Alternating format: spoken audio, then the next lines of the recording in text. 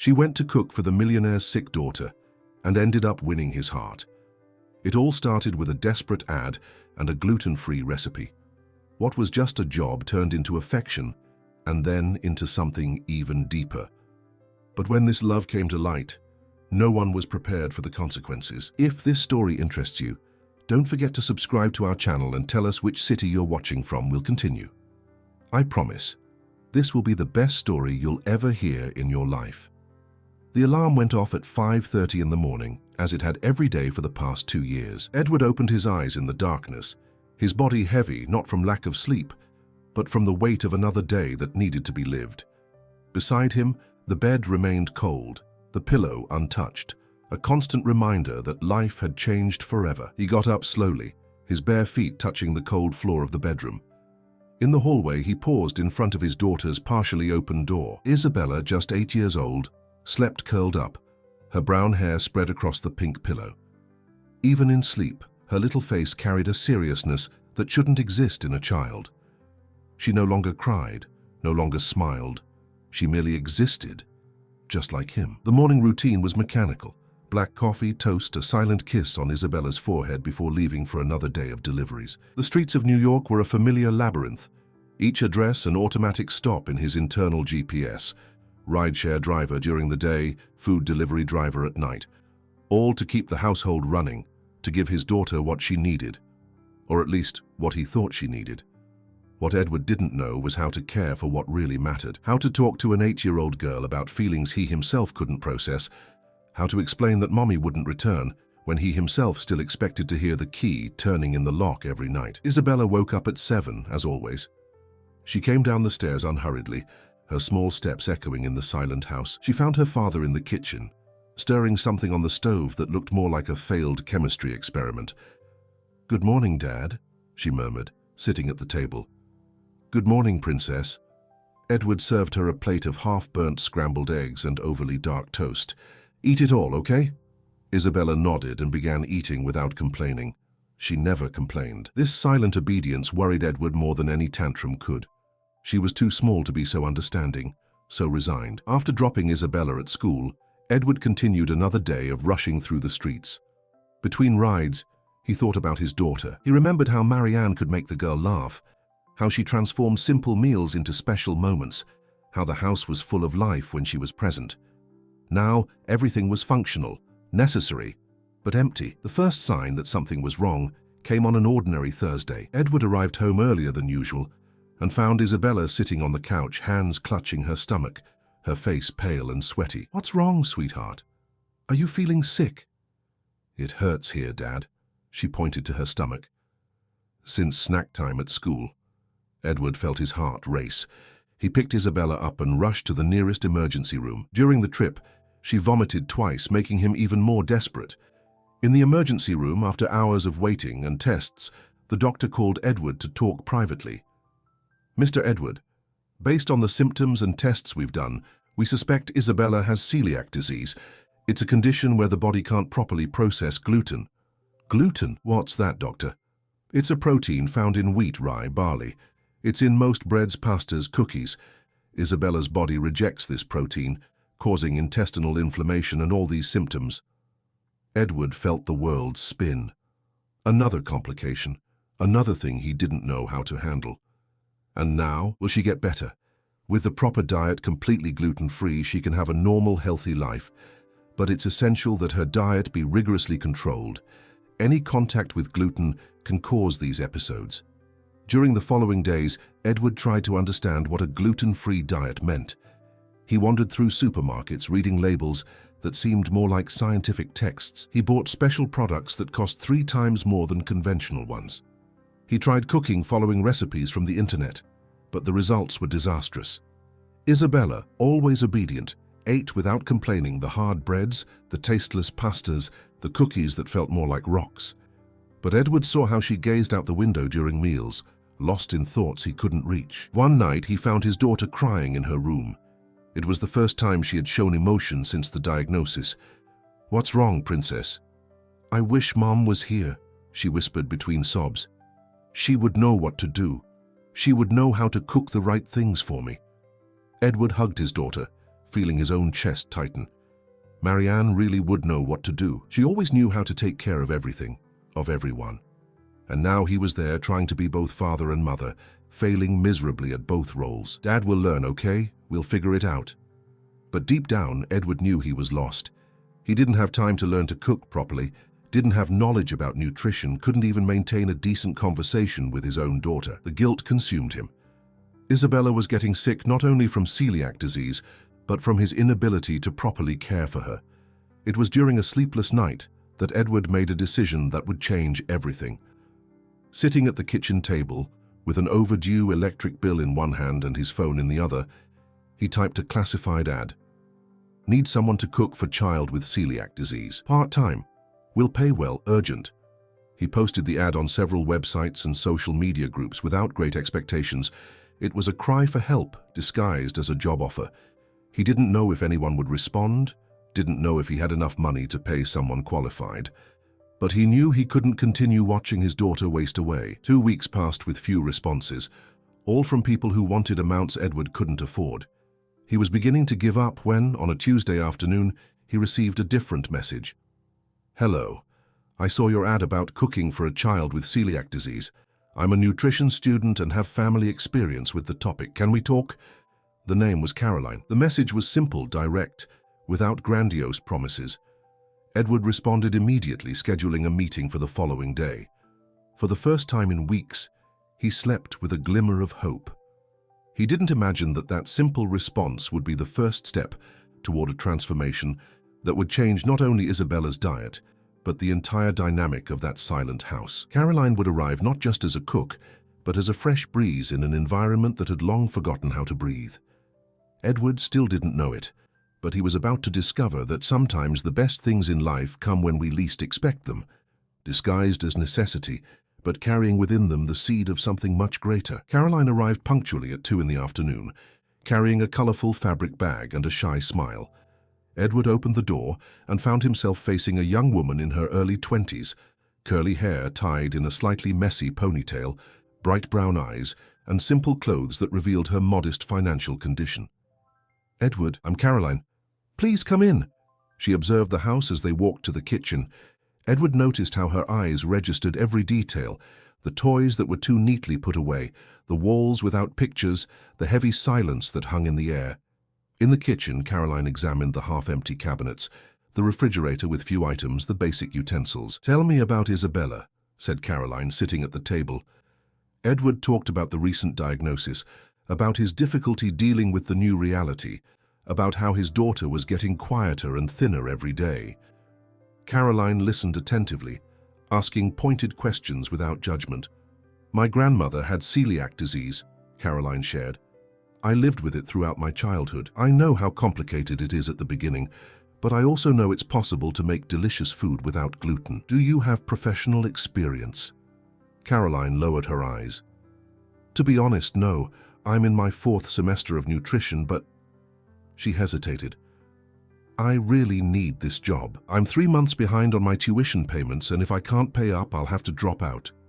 Caroline's honesty touched Edward. There was something genuine about her, a transparency that contrasted with the other candidates who had exaggerated their qualifications. What do you propose? Give me a chance, I can cook for Isabella for a week without charging anything. If you're satisfied, we'll talk about payment. At that moment, Isabella came down the stairs, returning from school. She stopped at the kitchen entrance, observing the stranger with shy curiosity.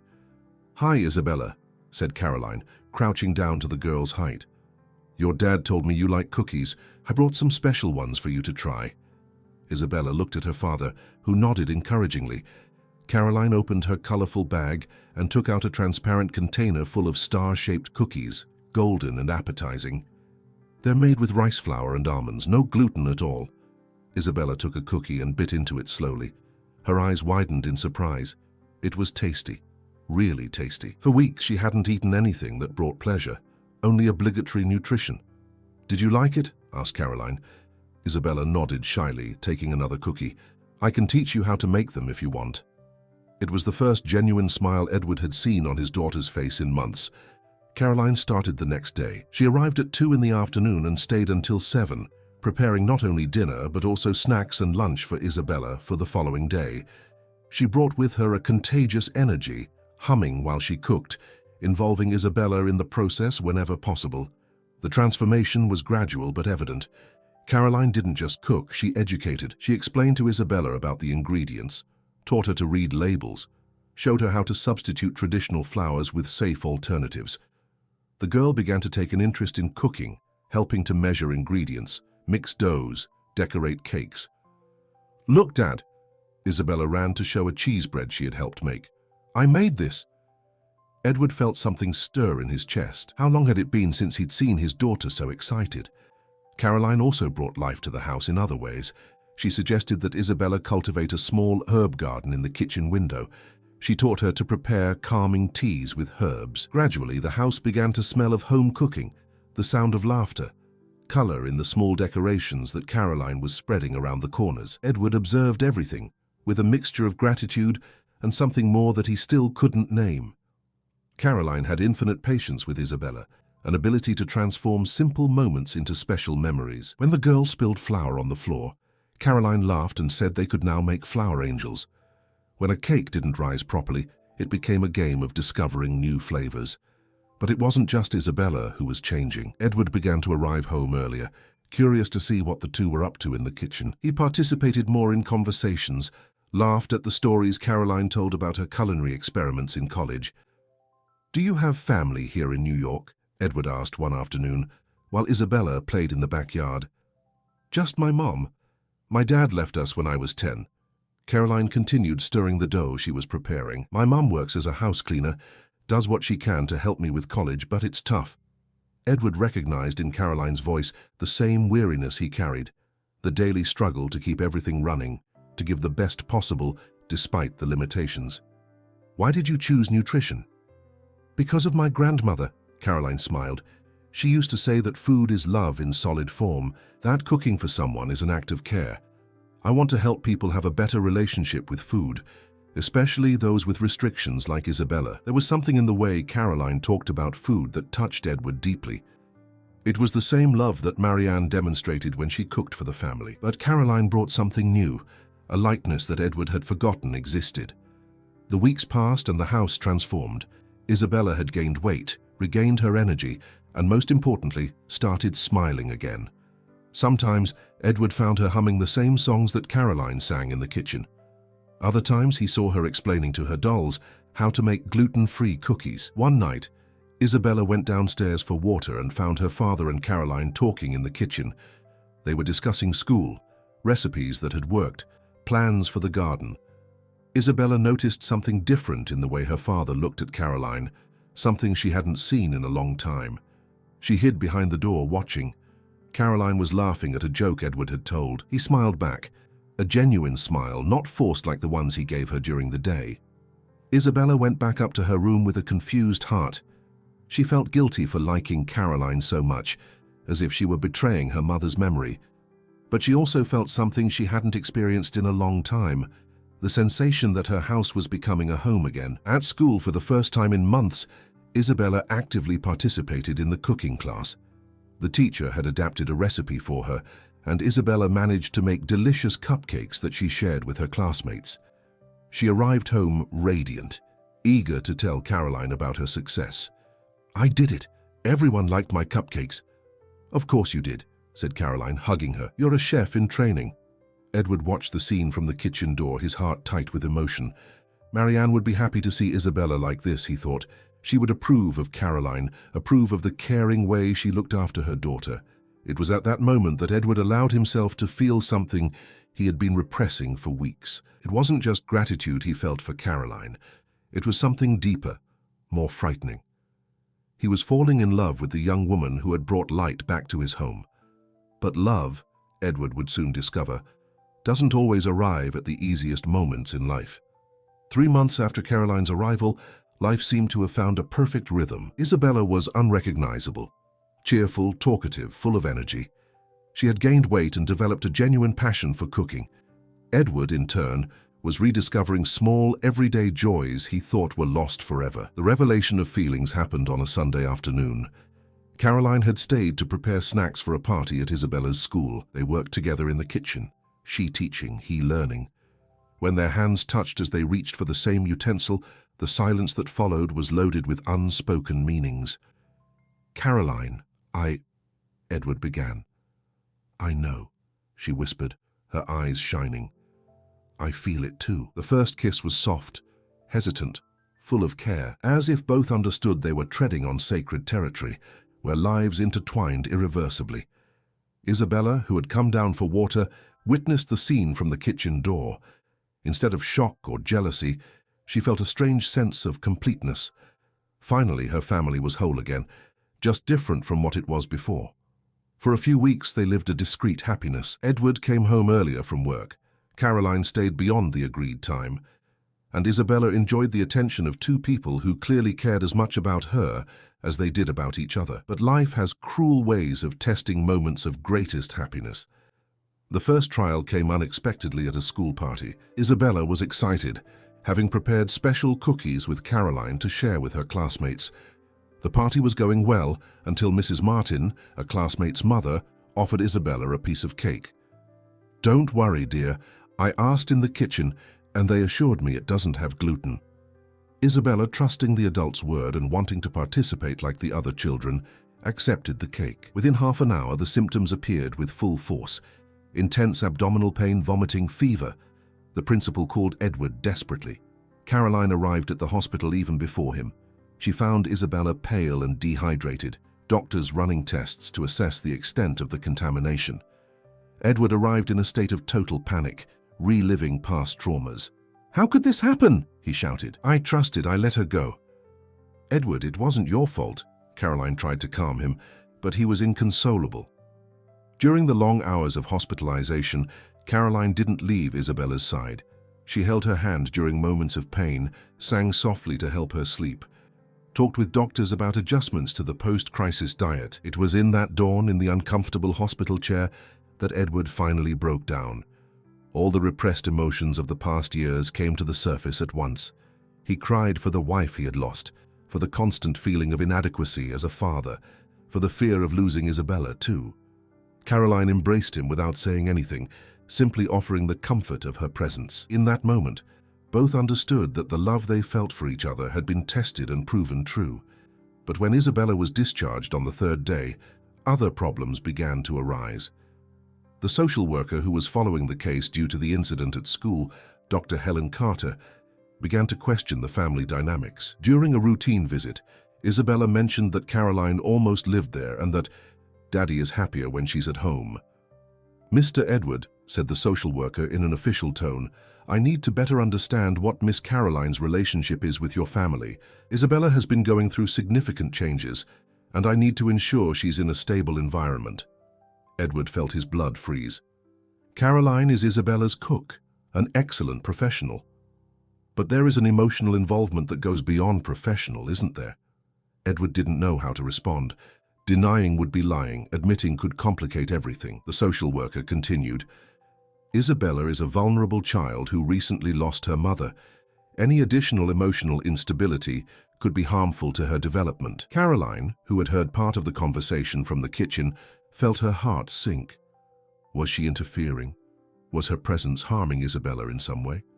The following days were tense. Edward became more withdrawn, worried about the possibility of losing custody of Isabella. Caroline began to question her place in that family, and Isabella, sensitive to the adult's mood changes, became quieter again. It was then that an opportunity arose that would complicate the situation even more. Mark Silver, a renowned chef and owner of a chain of restaurants specializing in functional food, heard about Caroline's work through a college professor. Impressed with her knowledge of gluten-free food, he offered her a tempting proposal. "I want you on my team, Caroline. Starting salary of $3,000, meal vouchers, transportation allowance, health insurance, and we'll pay for your college." It was everything Caroline had dreamed of. Financial stability, professional recognition, a chance to complete her studies without worries. But there was a catch. The restaurant was in Albany, more than 100 miles from New York City. "I need an answer in a week," said Mark. "It's a unique opportunity." Caroline arrived home with a broken heart. How to choose between the future she always wanted and the family she had learned to love. Edward sensed something was wrong, but Caroline couldn't talk about the offer. She felt torn between her duty to herself and her love for that family. The situation became even more complicated when Lucy, Marianne's sister, appeared for an unexpected visit. She had moved to the countryside after her sister's loss, but decided to return to New York to check how Isabella was being cared for. Lucy was a 50-year-old woman, graying hair tied in a severe bun, dark clothes, and a permanently disapproving expression. From the moment she entered the house, she made it clear she didn't like what she saw. "This house is very different, Edward. Marianne wouldn't recognize anything here anymore. People change, Lucy. Life goes on. It goes on, but with respect for those who are gone." Lucy walked through the house, criticizing the small changes Caroline had brought. "Who is this young woman Isabella keeps mentioning? She talks about Caroline as if she were what? As if she were family. And that's not right, Edward. Isabella has barely processed the loss of her mother, and you're already putting someone else in Marianne's place." Lucy's words echoed in Caroline's head, who had arrived to prepare dinner. Hidden in the kitchen, she felt each phrase like a stab. Maybe Lucy was right.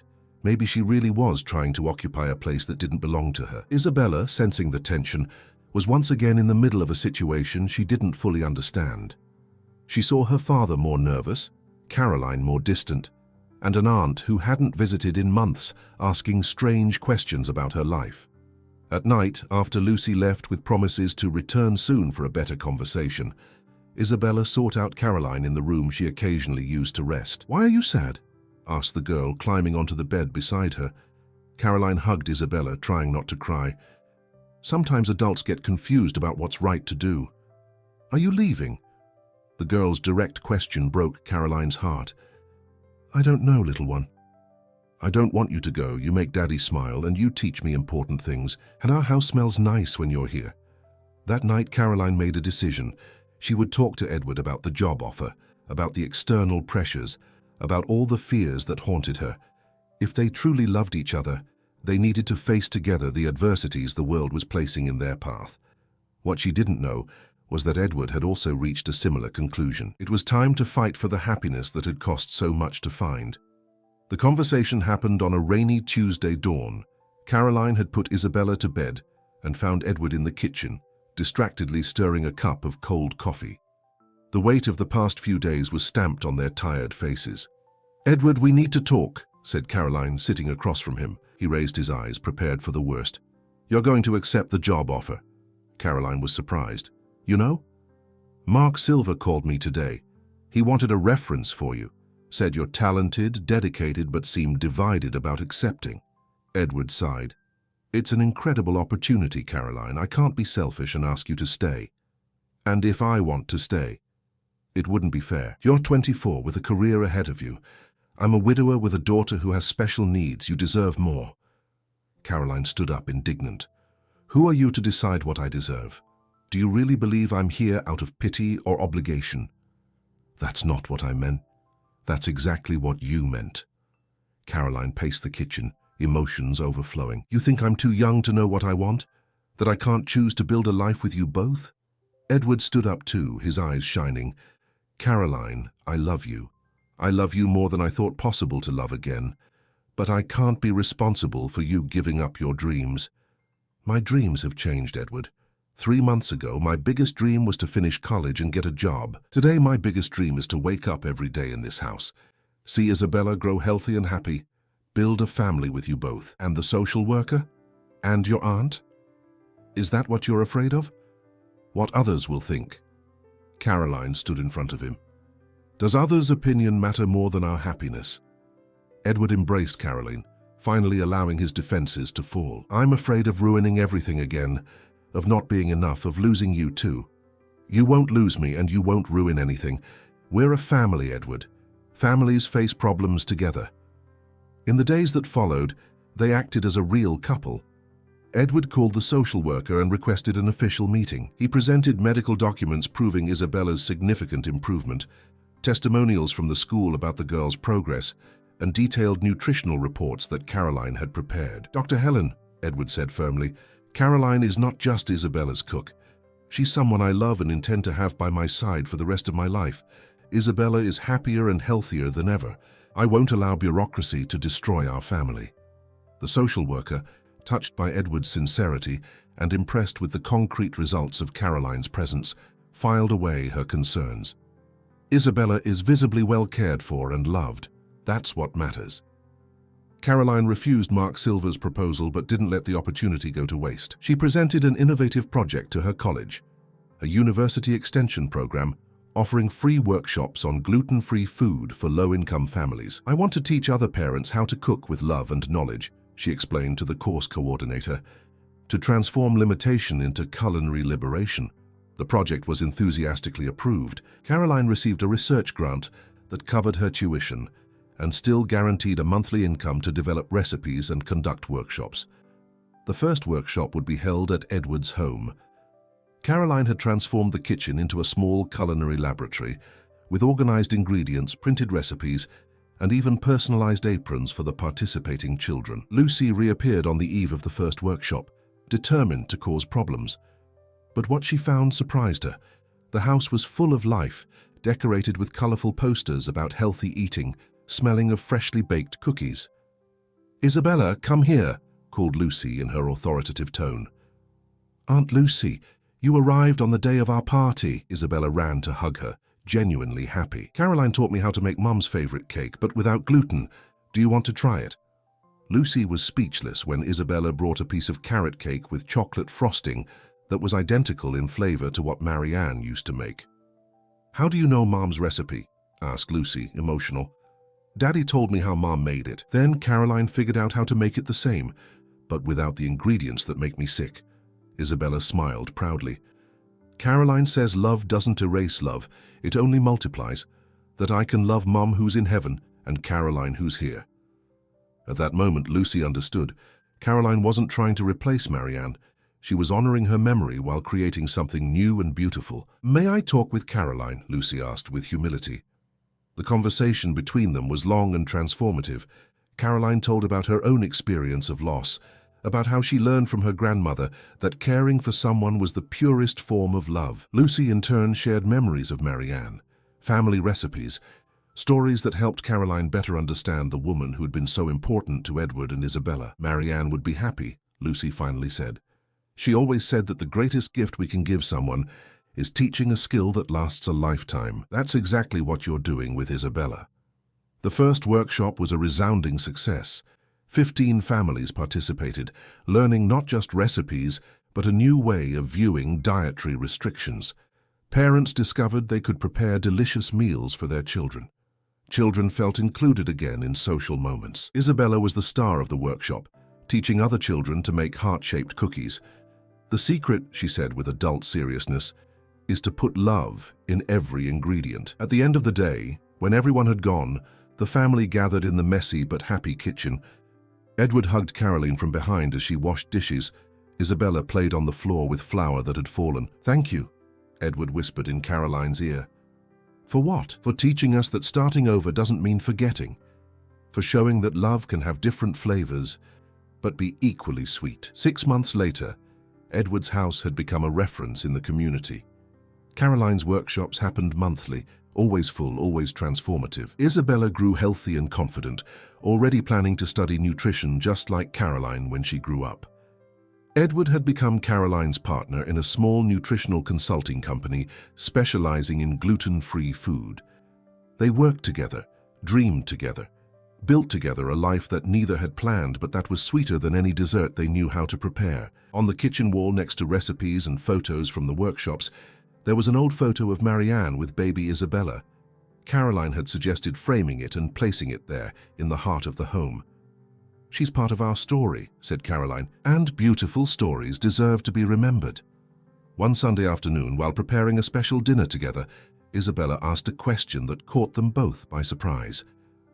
"Dad, are you going to marry Caroline?" Edward and Caroline looked at each other, smiling. "What do you think, Princess?" "I think you should. You already live like you're married, and I want Caroline to be my official stepmother." "Not stepmother," corrected Caroline, hugging Isabella. "We prefer the term heart mom. How about that?" "Perfect," said Isabella, "because in the heart, there's room for lots of love." Mom's who's in heaven, yours who's here, and Dad's who's happy again. Edward felt his eyes water. His daughter had grown so much, learned lessons about love that many adults take decades to understand. That night, after Isabella fell asleep, Edward knelt in the kitchen where everything had begun, offering Caroline a simple but meaningful ring. "Marry me? Officially?" "Only if you promise we'll always cook together," replied Caroline, tears of happiness streaming down her face. "Forever," promised Edward. And there, among pots and ingredients, scattered flour and the smell of love in the air, a family was born that proved every day that the best seasonings in life are patience, care, and the courage to begin again. The end. Dear listeners, we hope the story of Edward, Caroline, and Isabella has touched you deeply. This narrative shows us that true love doesn't replace what we've lost, but multiplies what we have. To continue this emotional journey with us, we've prepared a special playlist with equally captivating stories about new beginnings and families that form in unexpected ways. You can find it by clicking right here. If this story warmed your hearts as it warmed ours, don't forget to subscribe to our channel and leave your like on the video. Every day we bring unique stories that explore the complexity and beauty of human relationships. Share in the comments. Do you believe love can really arrive when we least expect it? We await you in our next content, always with much affection and stories that make life more worth living.